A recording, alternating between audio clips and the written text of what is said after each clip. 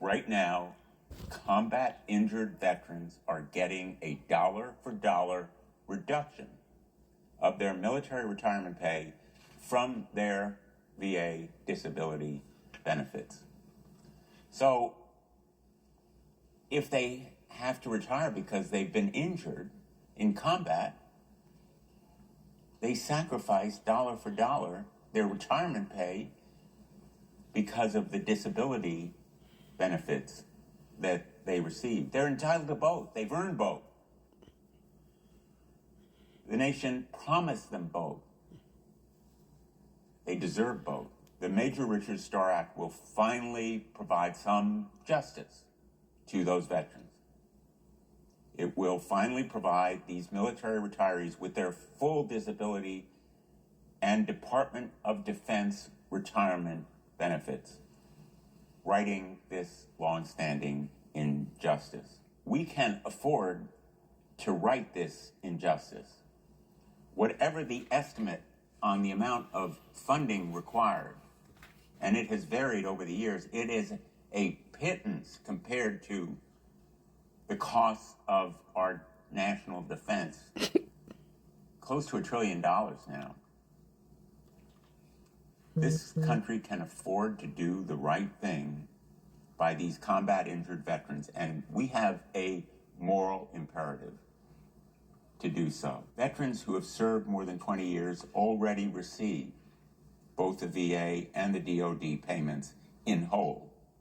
Veterans who've served less than 20 years, because they are combat injured, frankly, for any reason, deserve better. This week and last, thousands of veterans have flown into our nation's capital from every corner of the country to advocate for their top priorities, and collectively, they are calling on Congress, all of them, all of the veteran service organizations, all of the groups that represent our nation's heroes, have told us unequivocally and repeatedly that correcting this injustice is absolutely necessary.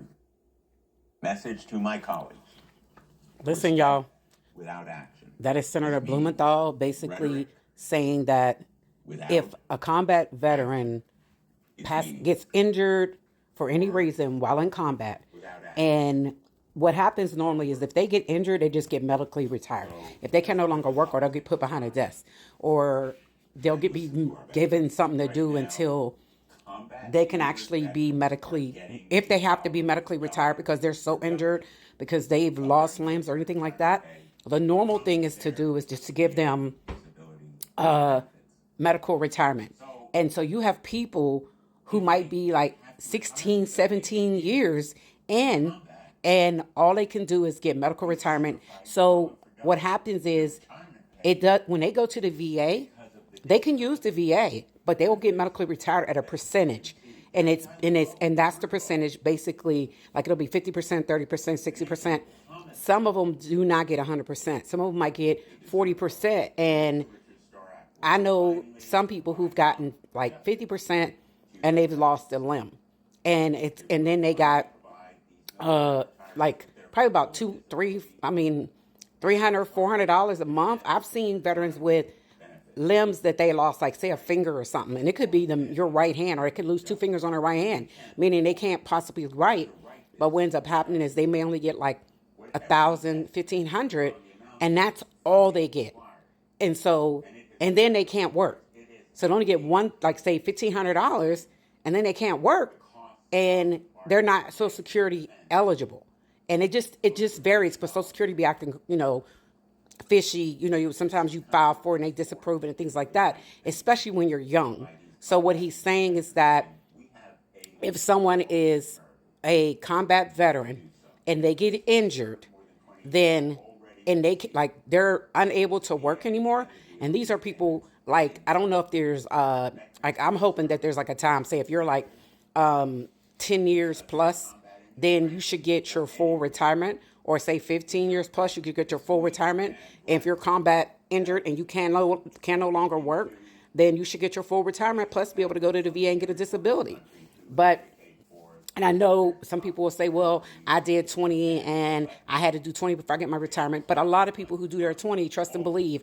I saw a lot of people who did not, who got 20 something years plus and and have never been in combat, because what they did is when combat came, they let their soldiers go to combat. Like they'll come up with, oh, I got to get an eye exam. It happened to me. Trust and believe. A lot of the people I knew was like, oh, I need an eye examination, or I got to get my foot. All of a sudden their foot is messed up, or they can't deploy. I'm talking about senior leaders. Yes.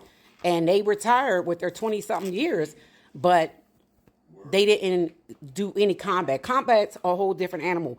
I just honestly think that Congress needs to just have a separate whole system for combat, because I'm telling you, for the job that I had in the military, if you see someone who is with a rocket stuck in them, trust, and you're giving them their last rites, and you're standing there like that, and then they make it, but they don't have no, like, they're lost they're in, like, part of their intestines, and they're not going to be able to work for the rest of their life, and they only been in the military 4 years.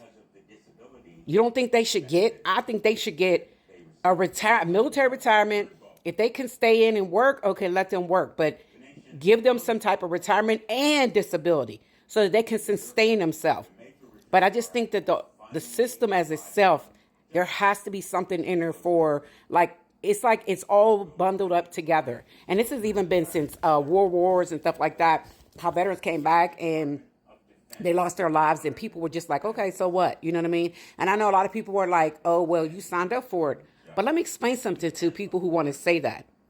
If people do not sign up, and yeah, most of the people who end up signing up are lower middle income people like me, who was smart enough to get in college, but because of my color, I was at the top of my class. I also should have got a scholarship before my counterparts. But guess what? They got the scholarships because their family was legacy. They got scholarships that I should have had. You know what I mean? But I couldn't get in because my family couldn't afford it. I couldn't get into college because my family couldn't afford it, and I couldn't get any type of scholarships. And every time we apply for one, they would find a reason to deny it. So there are so many military people who are like me. There's a lot of people who go to school and they have mountains and mountains of student loans. So they have to join so they can pay those off, and they're normally lower middle income. That's why they join, because they don't want to be out here living and trying to find jobs, because half the people don't want to hire them.